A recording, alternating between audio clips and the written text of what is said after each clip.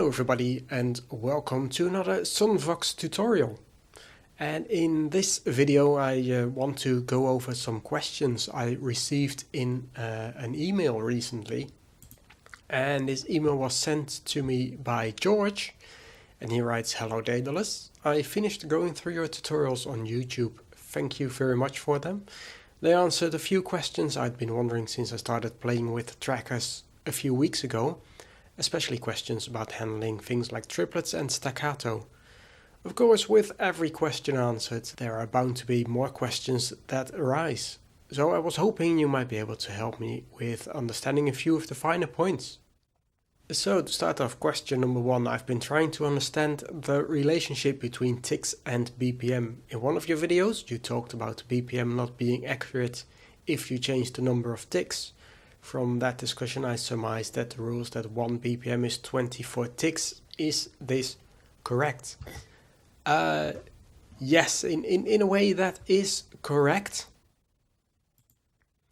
So if we have a look at the project properties, you can see here in the tutorial song I've got the BPM set to 100 and the ticks per line set to 6. Now in the newer version of SunVox, the one I'm using at the moment is actually version 1.9.3. There are some new features as well, so time grid and time grid 2. These features did not exist in the previous version and the version that I was using when I started making these videos. So these will help out a lot. The values they are set at now, 4 and 4. That's the default settings, and that's what the settings used to be. So if we look at a pattern, we can see that it is divided into these blocks, and every block like this, that's one beat, or at least that's one beat when the ticks per line is set to 6 and the time grids are set to 4. So 4 lines with 6 ticks per line is one beat. So yes, 6 times 4 is 24 ticks make up one beat. If you change the ticks per line setting, then you no longer have 24 ticks in this spacing. So instead you have 32 ticks, but internally SunVox still interprets 24 ticks to be accurate with this 100 BPM setting. So this will now play slower than when I set the ticks per line back to 6.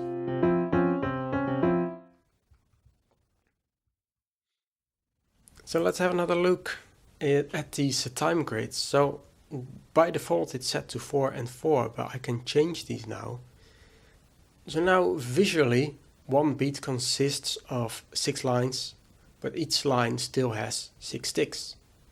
So one beat here for us looks like 36 ticks, but SunVox is still treating it as 24 ticks. So if you still want this to be one beat in your song, then you will need to change the ticks per line to say 4. So 6 times 4 is still 24, and you have 24 ticks across 6 lines. Now this second time grid, that's an even newer feature in SunVox that actually lets you change how much beats you have in one measure. That's completely separate from beats per minute, so that doesn't affect the ticks per line setting at all. So to answer your question, 24 ticks is one beat. So that's correct if you have this set to 100 beats per minute. If you multiply your ticks per line by your time grid 1, that the value you get out of that is 24, and then this value will be correct. At your second question, in one of your variations you changed the time signature to 5/4 instead of the standard 4/4.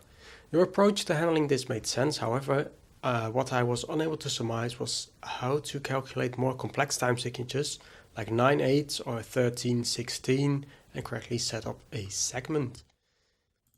Again, in the newer versions of SunVox, this is done much easier now. You can use this second time grid.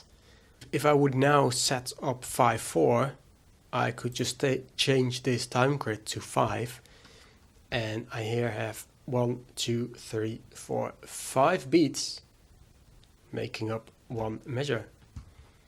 And the good thing about this is, as well, if you change this and you add in a new pattern, it will automatically change the length of the pattern. So you will always start off with 2 full measures.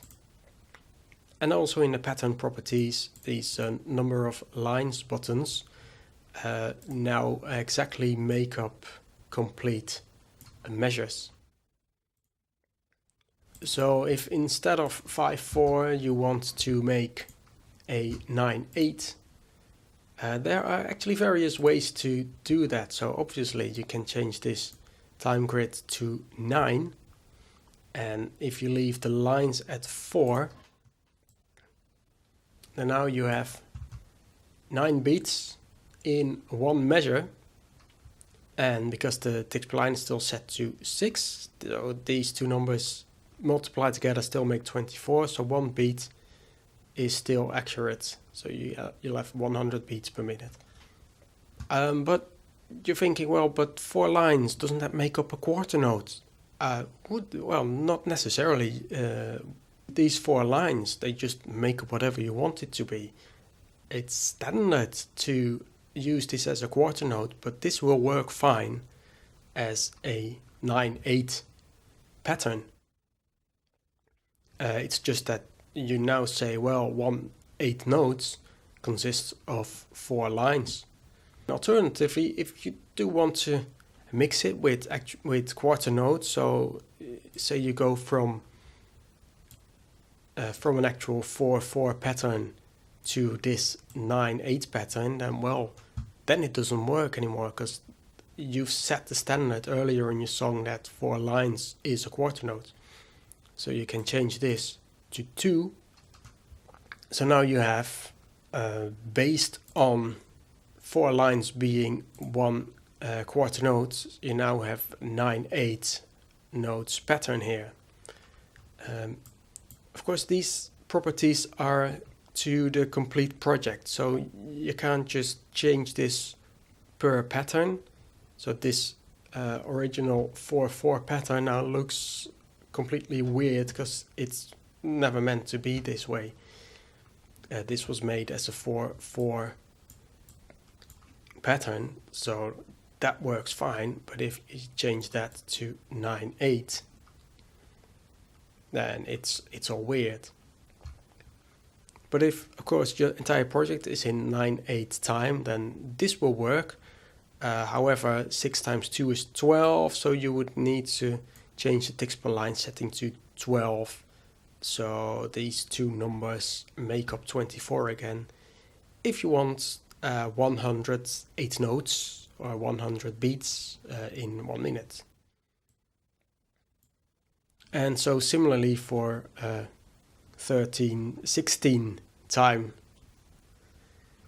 time grid 1 doesn't go any lower than 2, so this is the best you can do with that. So you've got 13 bits here, or 13 beats in each measure, and then every beat consists of 2 lines. So technically you could say that's 13 8 notes, but if you mess around with the ticks per line setting, you could change that to 24. Then obviously this time grid doesn't make sense, but it'll still work out. And right, your third question: how do you handle notes shorter than a 16th? For example, 32nd and 64th. I know they aren't common in pop music, but they are more common in classical and jazz, especially when working different time signatures. Yes, well, you can do that in several ways as well. So first of all, like I said before, we just make up the fact that 4 lines is 1 quarter note. Doesn't have to be. If you want 4 lines to be an 8 note, then it is. And depending on what note you want to count as one beat, so this is 100 beats per minute, I can say this is a quarter note, but I can say this is an 8 note, and then it will play 108 notes per minute. And then if that's an 8 note, then obviously these are 16th notes, and these are 32nd notes. So, but if I say, well, this is not a quarter note, it's not an 8 note, this already is a 16th note, and these two, then these 4 are 32nd notes, and then these 4 are 64th notes. So especially with the BPM going all the way up to 800, you can really just do whatever you want. It's not set to anything. You are the one that determines that 4 lines are a quarter note or an 8 note, or whatever you want it to be.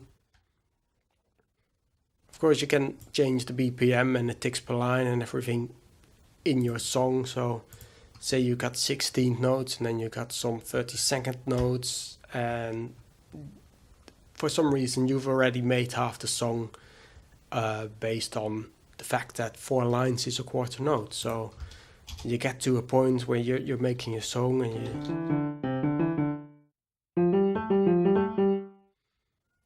and you think, well, that'll work.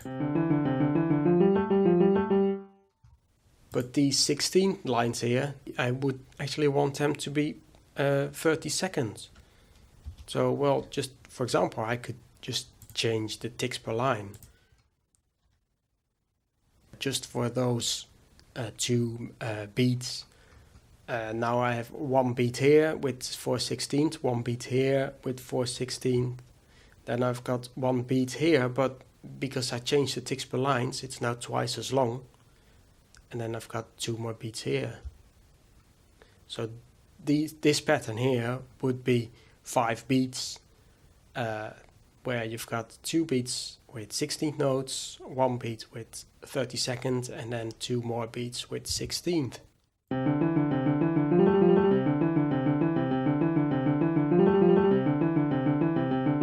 So let's just add in some notes there to signify where the beats are.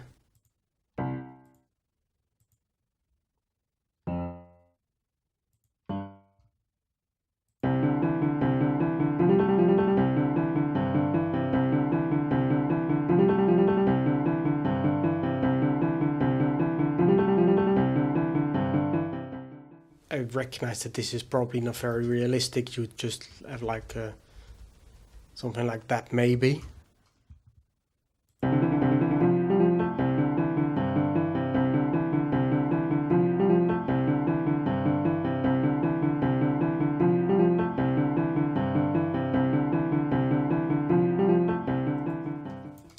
Alternatively, you could use a mixture of cut and delay effects. So I want to play that directly on wherever the line should be, but then cut off when the next note plays. So I want to alternate these really quickly. So I could add a cut effect on this first note, so for 3 ticks, a cut effect on the 3rd note, even though it's on the 2nd line.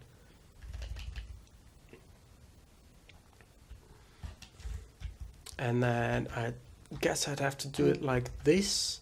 So a delay on this note for 3 ticks. And then obviously it can cut off right there because that's exactly the start of this note. And that will cut off after 3 ticks. So if I delay this for 3 ticks. And now, so I have this note playing right at the start of the pattern, but it cuts off after 3 ticks. And then I've got this note playing, but it doesn't start until 3 ticks into the line.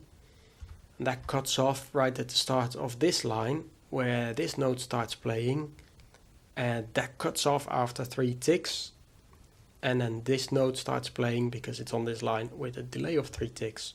So it'll alternate like that.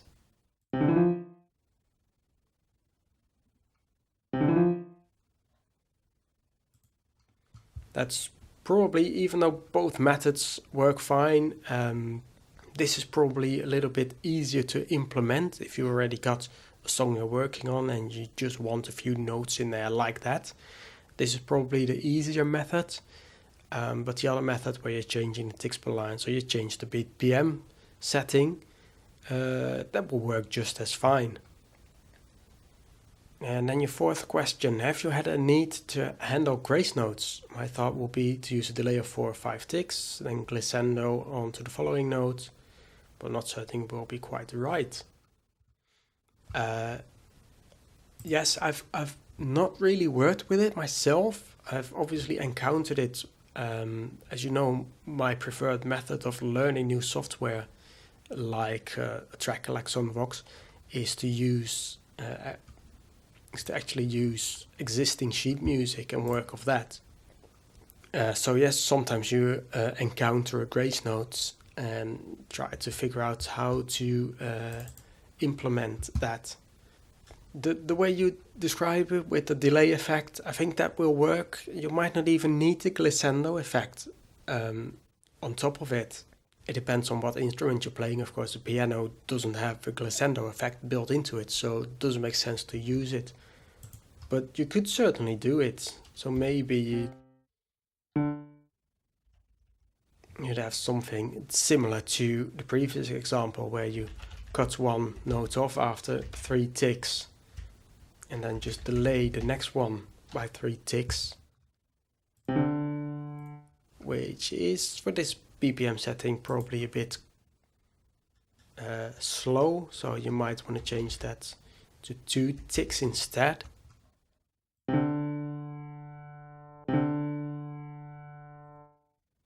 So yeah, that could work.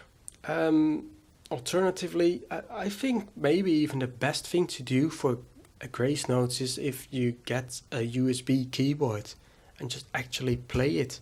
You can use the record setting. I don't have a USB keyboard connected at the moment, but you could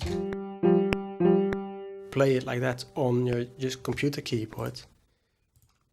And then you end up with SunVox automatically adding these notes in the way you played them. Which is not perfect, but it does work. And actually what you see that SunVox does here, it also delays these notes, but it uses a different effect for that. It's an effect that doesn't show up in the set effect menu here, but it is in the manual actually on the warmplace.ru. So as you can see, it has populated these numbers in the EE field of the pattern, and in the manual you can see what the EE are the effects. So the EE field are all the effects. So EE01 will be portamento up, slide up, whatever. 1C and 1D that we've just used are cut and delay. And then every value between 40 and 5F are a delay effect in percentages. However, I do believe that this is normalized 2 ticks, so you can't just go and change from 0% to 1%. It will both be pretty much the same thing because you've only got 6 steps with a default 6 ticks per line. So to calculate this would be probably a little bit difficult, because from 40 to 5F, that's 1F distance from each other, so you've got 32 steps from 0 to 100%. And you wouldn't even be able to use all of them with just 6 ticks, but you can see how SunVox uses it when playing notes. So these notes, they play exactly at the start of the line, so 0 delay. And then for A, that's slightly later. And then this one is even later because I didn't play it in time or anything. But that's how this one plays first, and this F here and this G, even though it's on the same line, it's got a very slight delay to it. So you end up with this effect.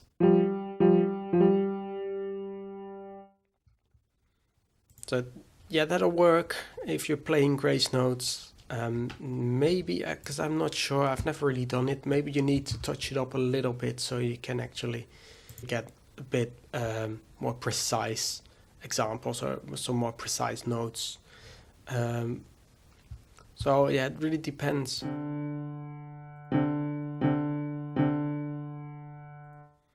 So yeah, there are some different ways of trying to accomplish grace notes. Like I said, I've never really had to use them all that much myself. So you would have to try it out for yourself. Maybe try and play it on your computer keyboards or on a MIDI USB keyboard if you've got one. And then your last question, question about something you did in one of your videos. You had a pattern of staccato 8th notes followed by 2 staccato 16th notes. You used the cut effect on the 8th notes but not on the 16th. Why? I thought it would be consistent. The 16th would have been cut to 3 ticks as well. To be honest, I'm not exactly sure what part you mean. I've gone through my tutorial song, and the only places where I've used staccato notes are here in variation 8, where you can see I got one on the 16th note there, and then 2 on the 8th notes, then again on 16th, and then again on the 8th. And I've used some here on 16th, and then these are triplets, and then again here on the 16th, and none on the triplets. So that's the only places where I've used staccato notes. So the one in variation 8 is here. You can see in the bass line we've got 2 C's, and then it jumps up to this G and C here. And you see the same thing here in the pattern. So I've got the C, C, and then 2 C's and G's here. And this 16th note, that's where I've got the cut effect set to 3 ticks. So yeah, that's there. And then for these 8 notes, I don't have the cut effect, but the note does cut off right in between the 2 notes. So I don't need to use the cut effect on this note, because the staccato would last for about half the length of the note. And if I do it like this, it will play for half the note, half the original note length, and then cuts out there. Similar to how this note cuts off halfway in between where it starts and where the next note would start. So all the staccato notes in there are there, but they use different methods because I can't get the stop note effect in between here, so I need to use the cut effect. And then the other part where I used the staccatos is here. It's a little bit of a weird pattern because we've got 16ths, then triplet, 16ths, triplet, and then 16ths.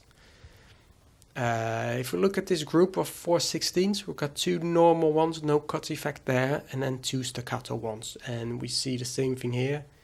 4 notes, the first 2 don't have a cut effect, and the second 2 have the cut effect there, so they are played staccato, just like the sheet music says. And then of course we've got the triplet, so they only got the delay effect, so they are not cut at all. And then we've just got that pattern repeating, so 4 16th, the first 2 don't have staccato, and the second 2 do have. The reason why I've done that is just because that's how I wanted it to sound. I wrote this tutorial song, or these variations, and I wanted these 3 notes to sound staccato, but not this a longer 8th note here. It's actually 8 plus 1 16 because of the dot next to it. And similar to this, because it's such a weird pattern, you don't even really hear it, but it's a way of how I'm making music. I hear it in my head and I go slow and I think these 2 notes need to be staccato. I can't really explain why, and especially so much later, because I wrote this tutorial song a few years ago, so I can't even remember what I was thinking at the time when I was writing it. It might be a good idea actually for me to actually completely write a song from scratch and then explain as I go why I do certain things. If anyone's interested in that, of course. That's just the thing with music. However you want it to sound, that's what you write.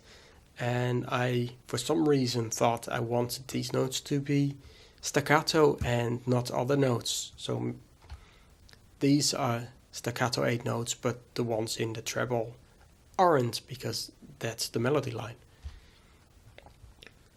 So thanks very much for your email, George. I thought your questions were good enough to make this video. I hope I've been able to answer your questions. Don't be afraid to try and contact me again if you're stuck on anything, or if you got any more questions. I'll be happy to answer them for you.